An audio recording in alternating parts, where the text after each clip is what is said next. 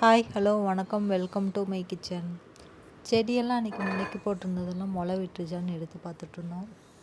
பெரிய செடி முளையே விடலை. மணி பிளான்ட்டு நல்லா தண்ணியில் போட்டு வச்சங்காட்டி நல்லா முளை விட்டு வந்துருந்துச்சு.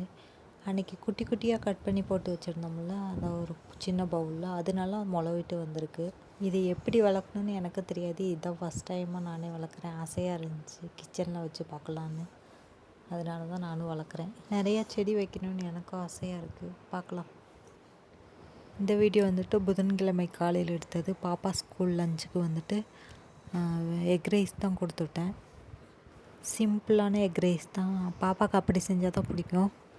வெங்காயம் வதக்கிவிட்டு காயெல்லாம் போட்டு அது கூடயே வதக்கி முட்டையை வந்துட்டு தனியாக வறுத்து எடுத்துட்டு சாப்பாட்டை போட்டு காய் கூட வதக்கி அது கூட முட்டையை போட்டு வறுத்த முட்டையை சாப்பாட்டோடு கொட்டி ஒரு கிளறி விட்டு அவ்வளோதான் முடிஞ்சிடுச்சு. பாப்பாவுக்கு வந்துட்டு சாஸ் ஊற்றினாலாம் பிடிக்காது.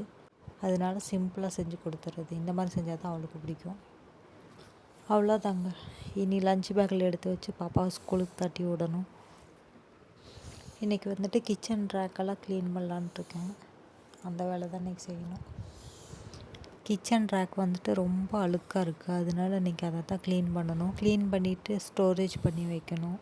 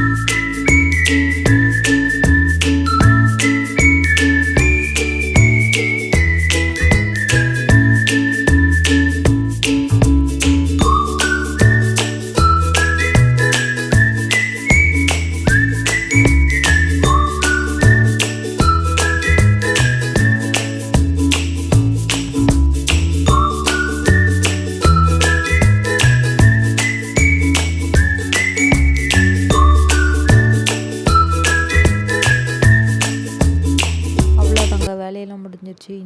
ஈவினிங்க்கு வந்துட்டு நண்டு சூப் வச்சு குடித்தாச்சு. அப்புறமா இந்த வீடியோ உங்களுக்கு பிடிச்சிருந்துச்சுன்னா